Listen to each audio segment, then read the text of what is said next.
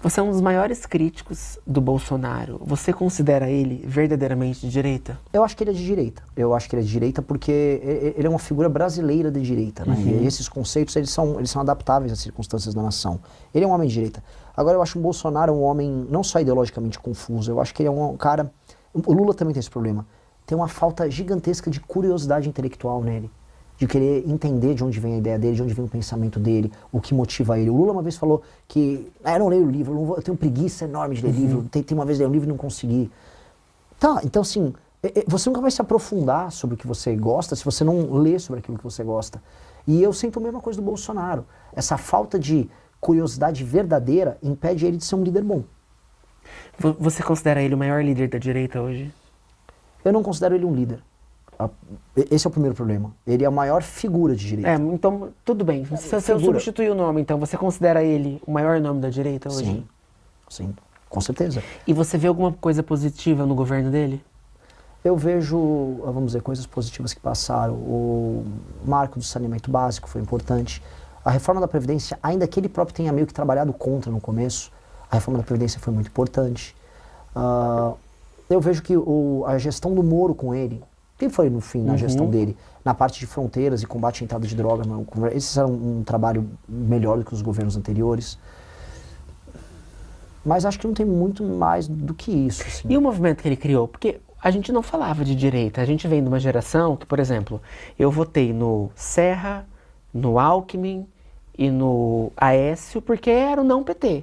Talvez a gente nem chamasse de direita e esquerda naquela época, a gente nem sabia o que era direita e esquerda. E ele apresenta para nós. Você reconhece isso? Nesse ponto não. Nesse ponto não, porque eu vivi isso. Eu fundei o Movimento Brasil Livre em 2014. Tá. A gente começa as manifestações contra Dilma Rousseff se definindo de direita, sem depender do Bolsonaro. O Bolsonaro estava rodando ao largo lá no Super Pop, ele estava começando a virar o fenômeno do Bolsonaro. Então houve o surgimento dessa direita brasileira, que deve muito ao Olavo de Carvalho. Ele foi uma figura muito importante nisso, intelectualmente. Há o surgimento dos movimentos liberais, libertários, que estavam acontecendo. Houve os movimentos de rua, que fizeram as manifestações de derrubar a Dilma. Vem pra rua. Vem pra rua e MBL. E há o Bolsonaro que estava acontecendo. Tudo isso estava acontecendo ao mesmo tempo. Quando a gente termina de derrubar a Dilma Rousseff, aquilo era um movimento de direita. E aquilo, o Bolsonaro participou zero daquele processo. Ele não teve nenhuma ingerência, nenhuma participação. Eu ia nas reuniões em Brasília, eu fiz a rua e congresso para passar o impeachment. E o Bolsonaro nunca existiu nisso aí. Onde nasce o fenômeno Bolsonaro? O fenômeno Bolsonaro é muito parecido com o fenômeno do Trump. Ele é um fenômeno de identidade, é um fenômeno identitário. Igual a gente estava falando do movimento LGBT, não sei o quê. O Bolsonaro é um fenômeno identitário. Ele é um fenômeno identitário, vamos dizer, eu acho que é etário, do homem comum. O homem comum que começa a ver um mundo moderno que tem um sistema de valores diferente dele e que começa a se rebelar contra a imposição que vem da televisão, que vem do judiciário, de um modo de vida que ele tem asco. Então ele começa a ver a agenda de valores, a agenda, por exemplo, a agenda trans, a agenda racial, feminismo, aquilo invade o filme que ele assiste, aquilo é pró-bandido. Ele começa a ver e fala assim, eu quero alguém igual a mim. E quem representa esse alguém igual a ele? O Bolsonaro. O Trump fez isso também. E aí a forma como tanto o Trump como o Bolsonaro zombavam desse sistema encantava essas pessoas. E aí o Bolsonaro, o que aconteceu? Enquanto estava tendo impeachment da Dilma, o surgimento de um discurso novo, paralelamente ele estava focando em construir a imagem dele como representante Mas disso. você acha que isso foi intencional ou foi orgânico? Você acha que ele tinha noção do que ele estava fazendo? Eu acho que o Carlos Bolsonaro tinha noção. E a gente tem que, assim, dar... Crédito. A César o que é de César. O Carlos Bolsonaro, eu acho que ele era louco. Louco, Pinel. Só que loucos, às vezes, têm lapsos de genialidade na loucura deles, né? O Van Gogh cortou a orelha. O Carlos Bolsonaro via, e eu acho que essa é a parte psicológica mais interessante. O Carlos Bolsonaro tem o pai tatuado no corpo. O Carlos Bolsonaro via o pai como algo muito maior do que o pai realmente é. Ele idolatra o pai. Sempre idolatrou. E aí, então, quando surge a ideia de Bolsonaro mito, diferente de todo mundo, ele acreditava realmente que o pai era um mito. E o pai não é, o pai é um homem mortal comum, um homem fraco em muitos termos. Só que ele ajudou a moldar nas redes a imagem que ele tinha. Então foi uma construção muito sincera que ele fez. E as pessoas compraram aquilo. E as pessoas compraram o Bolsonaro do mundo das ideias. Vamos dizer, o Bolsonaro imaginário. E esse Bolsonaro imaginário é uma figura encantadora. Só que entre o Bolsonaro imaginado pelas pessoas e o Bolsonaro real, existia uma diferença muito grande. Assim, ele dá uma aula de como construir imagem. Sim. Você traz alguma coisa como inspiração para você? por ser na sua geração, por você ter visto o fenômeno Bolsonaro nascer, você traz alguma coisa na sua trajetória disso? Eu vi isso acontecer, né? Eu vi isso de fora acontecer.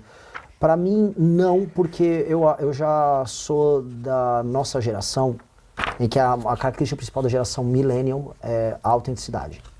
Você precisa ser autêntico. E aí eu não acredito na construção. Tanto que eu não mudo quem eu sou na campanha. Eu tenho uma banda de rock, eu vou ser o cara da banda de rock. Eu tenho opiniões polêmicas sobre algumas coisas, eu não vou alterar. Por exemplo, Renan, como é que vai ser seu jingle? Aí todo mundo quer um jingle, quer um forrozinho. Eu falei, não vai ter forrozinho na campanha. Mas não vai ter forrozinho na campanha. Você quer o quê? Eu quero uma música que eu goste. Não sei qual vai ser o gênero, mas tem que ser uma música que seja boa. E você vai cantar? Vou. O jingle? Eu vou compor o jingle, eu vou tocar o jingle. Eu vou nos lugares e eu vou tocar o jingle. Eu acho que tem que ser, eu quero ser o mais autêntico possível. Eu não consigo fazer nada na vida que eu não aprove. Por exemplo, eu sou um ótimo cozinheiro. Se eu for comer uma comida que eu sei que eu faria melhor, e tô no restaurante e tô pagando, eu vou ficar puto com o restaurante. Se eu vou ouvir uma música, eu quero que a música seja boa. Se eu vou fazer alguma coisa, eu quero que seja uma coisa que eu possa consumir. Essa é a minha regra. E isso é muito da nossa geração. Sim. Mas eu vendo você falar, eu lembro do Pablo Marçal. Pelo amor de Deus, tá me Mas ofendendo, essas não te fiz nada. ideias, Que ideia? O Fábio mas Marçal é essas fake. ideias, mas vem cá. Por exemplo, vou te dar um exemplo, tá? Tava no final de semana da eleição. O cara quer se destacar. Vou correr 70 quilômetros em São Paulo. E a televisão acompanhando o cara. Mas que eu tenho a ver com isso? Ele ganha todas as mídias do país, porque é uma ideia criativa. Não, mas Porque é uma ideia criativa que sai daquele molde tradicional de campanha política. Então você tinha o M. Aquilo, o Brasil toma. Então, assim, essa ideia que você me falou é uma Qual ideia ideia? sensacional. Super criativa e qual diferente. ideia? Do jingle? Você compor seu jingle, você tocar seu jingle e você cantar o seu jingle nos lugares que você vai, nos lugares que você passa. Me passa a ideia de uma pessoa jovem, uma pessoa criativa, uma pessoa que pensa fora da casinha. E a gente teve essa aula em 2024 que funcionou muito bem, né? Não existia debate em 2024, existia o debate de São Paulo. Era Metrópolis, era Globo, era UOL, era Folha. Todo mundo transmitia o debate de São Paulo. E o povo assim, vidrado no debate de São Paulo. Eu vendo essas ideias criativas, na hora me vem a campanha de 2024 de São Paulo. Mas você entende que isso daqui sou eu? Sim. Sim. Não, o que eu quero dizer que sou eu o Pablo Marçal, ele entendia os gatilhos de atenção na internet. Eu não tenho a menor ideia se o meu jingle vai funcionar bem como Sim. gatilho na internet. O que eu quero dizer eu topo errar. Tá. O Pablo Marçal era uma máquina de acertar em termos de atenção. Eu topo errar. E eu estou disposto a fazer o erro porque o que me interessa é ser... Eu vou dar um exemplo. O Pablo Marçal, ele entendia que ele não podia brigar com os Bolsonaro. Eu não ligo para isso. Tá. Eu não ligo para isso. O Pablo Marçal não liga para autenticidade. Tanto que o Pablo Marçal, ele ensina as pessoas como parecer alguém de sucesso. Sim. O Pablo Marçal, ele fez todas as harmonizações faciais possíveis. Falo, Renan, seu dente é feio, eu vou ficar com meu dente feio na eleição. Eu não ligo. Renan, seu cabelo, meu cabelo mesmo. Eu quero. Então, meu lance eu vou ser original. Ele podia ser original para aquela eleição também. Só que eu quero ser autêntico. Eu acho que é isso aí. Eu acho que é talvez isso que lembre, né? Sim, porque o que lembra ambos são fora da caixa. E jovens. E ambos têm uma energia muito grande e eles impactam simplesmente fazendo o que os outros não faziam. Mas para muito por aí. Porque realmente, assim, tudo que nós fazemos, e não só eu, né? Eu falo do grupo, você vai entender uma coisa, assim. O meu grupo é formado por artistas, antes de políticos. Meu irmão, os fundadores, meu irmão é cineasta. Outros fundadores, que era o Pedro Deirô, ele foi um músico muito de sucesso. Estava falando em LGBT aqui, ele foi um herói do universo gay até os anos 2000 e poucos, com a banda Bonde do Rolê. Ele foi o produtor da Pablo Vittar. Ele foi um dos criadores da Pablo Vittar. Ele compôs com Caetano Veloso. A gente sempre foi... Eu sou compositor. Então, uma pessoa que vem com um viés artístico, a originalidade e a subjetividade dela conta muito. Porque você é um compositor. Então, eu vejo política como arte. Então, eu quero fazer uma coisa marcante, muito própria. E eu não quero perder isso. O Pablo, ele quer fazer o que funciona. Então, ele quer entender, assim, como gravar um vídeo, como é que funciona um bom corte, como eu me visto da maneira ideal para estar presente aqui e ter o melhor impacto possível. Eu não sou esse cara. Nesse ponto, completamente diferente. Entendi. Agora, vamos lá. Uma das grandes críticas da direita hoje é o judiciário. Você enxerga que teve excessos no julgamento do Bolsonaro? Sim. Você não nega isso? Nunca neguei. Na verdade, eu tenho, assim, uma... Bom, prossegue. Não, porque uma das grandes críticas hoje é o Supremo. Sim. E se você enxerga essas críticas que a direita faz ao judiciário. Vou até apimentar mais. A crítica a direita faz a mim também, pelas minhas posições sobre o próprio judiciário, sobre o próprio Bolsonaro. Quais posições? Vamos lá. Eu não, eu tenho certeza que o Bolsonaro tentou gestar um golpe durante o mandato dele. Tenho certeza que ele tentou fazer isso. E, inclusive, as provas coletadas ilegalmente pelo Alexandre de Moraes, entretanto coletadas, as provas levam a gente a isso. Reuniões que são absolutamente não republicanas com chefes das Forças Armadas para tocar um plano que envolvia fechar o TSE, dizendo que a urna tinha sido fraudada e eles não têm prova nenhuma disso. As próprias Forças Armadas falaram isso. Então tem esse ponto. O Bolsonaro estava com essa tentação. O que o sistema, que é podre, mas que é o sistema, falou? Temos que brecar isso. Então você tinha um problema concreto de um lado e do outro você tinha um sistema podre do lado. No fundo, se você perguntar para um apoiador do Bolsonaro que ficou na frente do quartel, e veja, as pessoas foram para frente do quartel por quê? O que o quartel faz numa democracia? Elas foram no quartel porque elas queriam que os militares agissem. Ninguém vai para frente do quartel pedir, por favor, faça uma consultoria, uma Não, auditoria. tudo bem, mas assim, pra mim aquele movimento foi muito orgânico. Não, pera. Orgânico, ele foi porque as pessoas foram pra lá. Sim. Dito isso, a motivação das pessoas é em cima de um chamado que tem. E o chamado que tinha é, a urna foi fraudada, façam algo. O Bolsonaro vinha, minha caneta é pesada. O que ele quer dizer que a caneta é pesada? Quando ele falava da caneta, o pessoal ficava falando da caneta, é do tipo, ele vai fazer uma GLO, ele vai fazer uma intervenção, o famoso artigo 142, que essa turma ficou pedindo para ele fazer há muito tempo. Tá, mas você acha que o TSE, ele foi parcial durante as eleições de 2022? O que eu quero te falar, Firmino, é que assim, essa raciocínio é muito importante. Mas aqui. e que todas aquelas vezes que tentavam calar o Bolsonaro? Mas pera. Pera aí, que não pode falar que o Lula fez isso. Foi absurdo. Não pode falar Fizeram que o Lula é amigo de não sei Fizeram quem. isso com o Brasil Paralelo também. Pois é, então, mas assim, você acha então que o TSE foi parcial em 2022? Acho. Só que é muito diferente falar que a urna foi fraudada. É esse o ponto, Firmino. Firmino, eu não posso pecar pela imprecisão. Eu tenho que ser preciso. Eu não tinha nada a ver com aquela briga. Eu não gosto do STF. Meu grupo político foi o primeiro a pedir ministro do STF de todo mundo. Contra o Marco Aurélio ainda no impeachment da Dilma. Eu fui aluno do Alexandre de Moraes. Eu fui aluno do Lewandowski. Eu conheço essas pessoas. Eu fui aluno, tive aula na faculdade de Direito da USP. Você é advogado? Não me formei. Larguei a faculdade e fui ser empresário. Tá. Mas eu estudei na melhor faculdade do Brasil de Direito e eu conheço profundamente essas figuras. Eu sei como eles pensam, eu sei como eles agem. Eu não gosto deles. Agora, eu tenho que entender quem é o Bolsonaro, eu tenho que entender quem é ele, o que ambos estavam fazendo e por que isso tudo foi uma desgraça para todos nós. O Bolsonaro não queria governar e o Bolsonaro tinha essas tentações. E a gente não pode negar as manifestações que eram chamadas. Tinha uma manifestação de 2021 que chamava Eu Autorizo. Autorizo o quê? Todos eles estavam falando. Autoriza que é uma GLO. Autorizava a ideia de um artigo 142, uma intervenção militar. Essas coisas estavam no vocabulário geral. E aquelas pessoas que foram mobilizadas aí para frente dos quartéis acreditavam que, após perder a eleição, a última coisa que restava era o Bolsonaro anular as urnas. Saiu, isso tem provas, do Palácio do Planalto, todas as discussões sobre aquela ideia de um argentino que falou que a urna foi fraudada e que aquilo era tudo mentira. E isso esquentou uma massa de pessoas a achar que o Bolsonaro faria algo. Pois bem, meu ponto com o Bolsonaro é, ali ele errou. E as pessoas que participaram deste conluio têm que sofrer punição, porque em qualquer democracia no mundo tem que sofrer punição. Mas se o Lula... Pera, deixa eu terminar o raciocínio. O TSE, é uma coisa, o TSE agiu com imparcialidade na parte de redes sociais. Com parcialidade, desculpa. Agiu. Eu tenho certeza disso. E o STF usava um inquérito ilegal para perseguir pessoas. Estamos nessa mesma página. O Bolsonaro, portanto, a meu ver, cometeu crimes? Cometeu. Ele teve um julgamento justo? Não. Veja como é difícil essa história. Você reconhece nulidade no julgamento dele? Inteira. Eu reconheço nulidade das pessoas do 8 de janeiro. E eu não acho que sequer que o Bolsonaro foi responsável pelo 8 de janeiro. E vem cá, e você é a favor da anistia aos presos de 8 de janeiro? Eu sou a favor da dosimetria, que eu acho que é a melhor solução de todas. Mas você não acha que eles deveriam ser punidos por vandalismo só? Porque tá gravado. Entraram lá, depredaram, quebraram. Eu reconheço vandalismo ali, mas eu não reconheço atentado contra o Estado de Direito. Eu reconheço atentado contra o Estado de Direito. Por quê? Porque, vamos lá. Vocês acham que eles tinham condição de fazer alguma coisa ali? Olha só, o que eles queriam, isso está demonstrado. Essas pessoas estavam, no geral, na frente dos quartéis.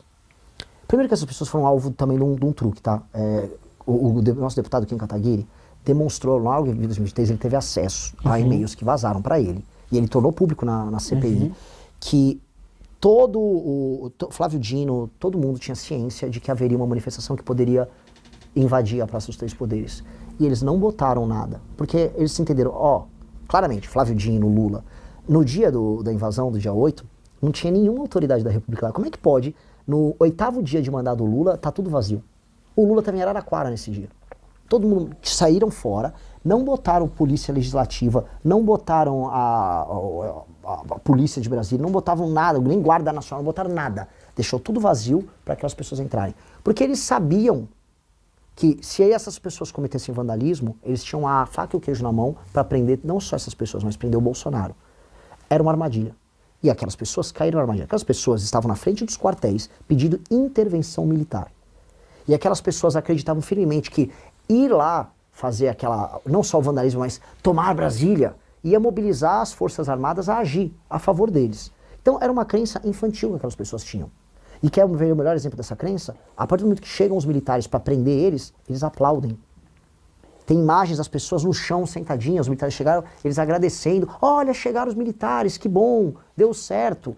Então, fala-se muito de ter alguém ali fomentando, pessoas intrusas ali fomentando esse ataque. Você acredita nisso? Eu não tenho como dizer sim ou não, mas eu não tenho como negar que milhares de pessoas entraram dentro dos prédios públicos de maneira ilegal, vandalizaram aquilo. Então, se eu falar que foi um ou outro infiltrado, eu vou estar mentindo, porque foram milhares de pessoas que ainda entraram. Imagina assim, eu estou nos Estados Unidos, eu consigo invadir a Casa Branca. Eu vou falar, e com 2.000 pessoas eu invado a Casa Branca. Eu deveria saber que ia dar um problemaço para mim, uma questão de segurança nacional, invadir a Casa Branca. Eu não vou culpar não, foi um cara lá que me induziu. Aquelas pessoas são adultas. Mas tudo bem, são adultos, foram induzidos, e mesmo assim você acha que foi atentado contra a democracia? Mas se não for, o que mais é um atentado contra a democracia? Mas, gente, você não tem um tanque, você não tem exército, não tem uma arma. Mas você tem que entender que você tem um bastão, você tem um negócio pra quebrar vidro. Mas você entende que na cabeça deles, o atentado contra o Estado de Direito deles, que estava sendo cometido, não era que eles iam fazer eles próprios uso da violência. Eles estavam mobilizando, de acordo com o plano deles, as Forças Armadas a fazer isso. Era um plano infantil. É óbvio que você não você não realiza um golpe de verdade fazendo aquilo. Materialmente, não. Mas o que é uma tentativa maluca de um grupo de pessoas que já estavam, vamos dizer, há meses na frente de um quartel, que já estavam malucas da cabeça. Aquelas pessoas estavam doidas. E eu preciso ter que entender isso dessas pessoas. Essas pessoas estavam doidas. E quem deixou elas doidas? Foi um monte de influenciador que ficou divulgando, olha, o artigo 142, não, agora vai agir, não, agora passou a 72 horas. Ficou um monte de, vou colocar aqui, influenciador picareta de direita, deixando aquelas pessoas malucas, porque dava audiência, porque dava grana, dava pra pegar doação, e aí aquelas pessoas ficaram malucas, e na maluquice delas elas cometeram um erro, que o governo Lula se aproveitou e deixou elas entrarem, e aí prendeu elas. Então, só que o ânimos dela, a intencionalidade delas, era fazer aquilo e mobilizar um golpe de Estado. É bizarro, porque é um golpe, vamos colocar aqui, bizarro. Eu não acho que o grande golpe, ou a grande tentativa de golpe, foi o 8 de janeiro. Na verdade, foram as tentativas do Bolsonaro antes de ir embora para os Estados Unidos. Mas vem cá, uma vez que a gente concorda que o TCE foi imparcial na internet, foi parcial na internet, que a gente concorda, você não acha que é questionável o resultado dessa eleição? Onde a balança não é igual? Olha só, eu acho que isso é um questionamento válido. Mas definitivamente você não pode chamar os chefes das Forças Armadas para fechar o TSE com base nisso. Não. Você pode, por exemplo, judicializar. E se judicializar e cair na mão de um STF que está agindo de maneira corrompida? Aí nós temos um problema político. Mas veja que existe um caminho, e o Bolsonaro não adotou o caminho. Porque, veja, o Bolsonaro não adotou o caminho... o caminho oficial dele, dos apoiadores dele, dos influenciadores dele, não era o de questionar este elemento. Esse elemento foi um elemento menor no questionamento deles. O elemento principal é que a urna foi fraudada, que o resultado foi roubado. Eles nunca comprovaram isso. O Bolsonaro chamou as Forças Armadas para auditar as urnas, as Forças Armadas falaram, tá ok. As Forças Armadas fizeram o relatório delas. Então, só que aí, como ele não tinha esse material, ele quis levar as pessoas a crerem, e ele, o filho dele, Eduardo, divulgou com um argentino que chama Semedo, uma história de que a urna, ele conseguiu ver a fraude, era mentira, foi comprovado que era mentira. Então, o problema é, pessoas foram induzidas a acreditar que a urna foi fraudada. Você acredita na urna eletrônica? Eu não sou fã da urna eletrônica, só que agora eu tenho um partido político, e agora eu tenho condição, porque por lei, de poder ver. Então, checar todo o processo e entender o funcionamento da urna. Isso vai acontecer? Isso já aconteceu. E não há, tecnicamente, meios de fraudar. Eu concordo com o método? Não. Eu sou a favor do voto impresso? Sim. Fui eu a favor do voto impresso quando o Bolsonaro estava falando? Não. Aí você fala, como assim? É confuso? Não é confuso. Quando o Bolsonaro falava a favor do voto impresso, o Bolsonaro queria criar clima. Querendo falar que a urna estava fraudável. E não, objetivamente, melhorar o sistema eleitoral brasileiro. Como seria essa melhora? A melhora do sistema eleitoral brasileiro, ela tem que se dar em muitos termos. A começar pela própria ideia de que, olha o que eu vou falar aqui, não existe democracia no Brasil. A democracia no Brasil é uma piada. O principal problema democrático no Brasil não é sequer a urna. É que as pessoas, na hora de votar, especialmente pro legislativo, vendem o voto delas. A compra e venda de votos no Brasil é a base da democracia brasileira. Tá. E Através de programas sociais? não, pior, compra e voto com grana mesmo. Tá. Você tá numa cidade pequena no interior do Nordeste, você vende hoje o voto de uma família para vereador tá R$700, R$800, às vezes você fecha R$1.000 para ter uma família. Tá. E depois, quando ele é eleito, ele vai trocando favores. Então, não existe democracia no Brasil. Então, a gente tem que ter uma mudança, uma reforma do sistema eleitoral gigante, que termina também no modelo da urna. Por que é sempre essa mesma empresa? Por que a gente não pode fazer implementos e mudanças, né, no modelo? Por que eles querem? Você viu que lançaram agora uma urninha, que é um boneco, o TSE lançou. É uma coisa constrangedora, como se eu tivesse que amar uma urna. Aquilo é só uma urna. Por que não discutir melhorias nisso? Nós temos que discutir todas as melhorias possíveis nisso. Só que isso também tem que ser discutido o modelo democrático brasileiro, que é um modelo fictício. Não existe democracia de verdade no Brasil. Por causa da compra de voto. Com certeza. E vem cá, uma das maiores críticas do MBL ao MBL hoje é que no segundo turno de 2022, vocês ficaram isentos. Não. Não, a gente não ficou isento. Sim, vocês não... A gente pediu voto nulo, que é diferente de ficar isento. O que muda? Muito. Qual que é a diferença? Muda tudo. Qual que é a diferença? Total. Olha só, uma coisa é eu ficar isento e eu fugir da discussão. Existem dois caminhos covardes e um caminho altamente corajoso. O primeiro caminho covarde é eu ficar isento. Que é, olha só, eu não tenho uma opinião, faço o que quiser. Esse é o isento. O outro caminho, que é outro caminho da covardia, é adotar o comportamento manada. Eu estou no bloco da direita e eu vou ganhar mais. Fala, vota no Bolsonaro, não vou ter dano na minha imagem. A outra coisa é falar o seguinte, são dois projetos muito danosos ao Brasil, muito ruins, que fazem mal, que são liderados por duas figuras bizarras, e que eu vou fazer oposição aos dois. Aí sabe o que acontece quando você adota essa posição? Que eu pedi? Eu apanhei de um e do outro. Eu não escolhi o caminho de tentar não apanhar de ninguém, ou de só apanhar de um lado. Eu escolhi o caminho de apanhar dos dois lados. Eu apanhei dos dois lados. Mas um lado não tem expectativa de apoio. Imagina, não de apoio, mas um lado gostaria muito de me ver servindo aos interesses de destruição do Bolsonaro. Eu não fiquei lá fazendo campanha pro Lula. Tá, mas você se reconhecendo de direita, ao ficar isento... Eu não fiquei isento. Tá, tudo bem. Tudo bem, vou refazer minha fala. Então ao pedir, ao avisar para as pessoas assim, eu não vou carregar o fardo, na minha história, de votar em algo que eu não acredito. É isso. Porque é o seguinte, Firmino. Tá, mas a consequência disso pode ser a esquerda ganhar. Não. E você é de direita. Não, quem perdeu a eleição foi o Bolsonaro. Firmino, quem soltou o Lula foi um acordo que o Bolsonaro fez com o STF. Quem colocou o Lula em campo foi ele, não fui eu.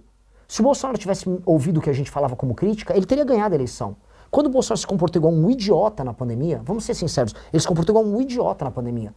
Ele perdeu os votos femininos urbanos. Quem perdeu o voto foi ele, não eu. Eu fiz lives e mais lives. O que o presidente está fazendo? As piadas que ele fazia, quem cometeu esse erro foi ele. Hoje, depois de 4 anos de governo Lula, você manteria o mesmo posição? Eu mantenho, porque eu sou... aí lembra que eu te falei no começo? Eu sou líder. E o líder tem que sustentar as posições, tem que sustentar o fogo. Se eu um dia perceber que eu errei, eu peço desculpas assim, errei. Eu não errei. E sabe o que sabe, eu vou também ajudar a gente a amarrar toda a entrevista. Por que eu tô crescendo? Porque eu fui líder de um campo que cada vez mais eu percebi que tá crescendo, enfim, que faz parte de uma dor do brasileiro, que é entender que a gente tem líderes ruins, líderes fracos. Então quando eu me nego a abaixar a cabeça para um ou para o outro, eu mostro o seguinte, eu estou apontando o meu próprio caminho, eu estou criando minha direção. E eu tenho que fazer isso, porque é isso que uma liderança faz. A liderança ela tem que apontar a direção mesmo quando doa. E doeu muito pra gente. A gente perdeu quase tudo. O que vocês perderam? O MBL era o maior movimento político do mundo até 2018. Não há vitória do Bolsonaro em 2018 se não houvesse MBL.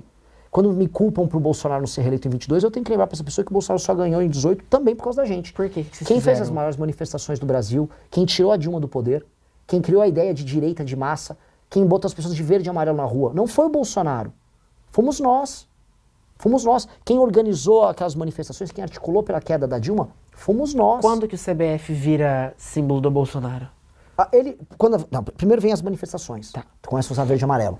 Ele assume isso pra ele, e aí quando essas manifestações que nós tocávamos passaram a ser tocadas por ele, toda aquela massa de verde e amarelo vai pra ele. E aí aquilo fica associado a ele. Você se arrepende? De ter criado as manifestações? Não, porque você fala... Ou eu fico triste? Você fala de criar um movimento, Que é- e depois o símbolo desse movimento, que era a camiseta verde e amarela, é associado ao Bolsonaro. Então, sai do monopólio de vocês, a representação do símbolo, e vai pra ele. Sim. Você se arrepende? Não arrependo. Acho que a palavra é eu fico triste. Fico. Acho que é melhor. Eu fico triste. Fico chateado? Fico. Eu percebo erros no processo? Sim. Mas as coisas são como elas são. Eu não posso reclamar. Eu só posso me adaptar e entender onde a gente errou e onde a gente pode E melhorar. lá atrás, as manifestações de vocês dão espaço pra ele? Como que é? Ele chegou a subir no trio? Não, Como era? As pessoas eram muito refratárias a político nos caminhões. O Bolsonaro chegou a ser expulso de uma manifestação ou no Rio ou em Brasília. E aí, quando ele subiu um caminhão, foi um caminhão em Brasília, que a única coisa que ele fez, ele foi chutar um pichuleco. Porque ele ia muito nas coisas fazer meme. Então, eu vou dar um exemplo. Quando eu fui ter a reunião com o Eduardo Cunha pelo impeachment, foi todas as lideranças partidárias. Eu fui nas reuniões, eu fui lá, eu preciso convencer vocês e os líderes dos partidos todos a aderirem ao impeachment. E eu fui convencer o presidente da Câmara, que era o Cunha, fui falar com o PSDB, fui falar com o DEM. Eles foram abertos? Foi uma guerra com o PSDB, que o Aécio não queria o impeachment da Dilma. Agora o Bolsonaro não participava da reunião, aí quando ia pra coletiva de imprensa ele aparecia, botava um óculos, fazia uma pose e ia embora. E eu achava aquilo oportunista, mas assim, milhões de vezes oportunista. Outra que é oportunista, Carla Zambelli, que é o surfista de hype. Então eles surfavam e iam embora. Aí na hora que precisava trabalhar, não tinha ninguém para trabalhar. Na hora que precisava ralar, ninguém fazia.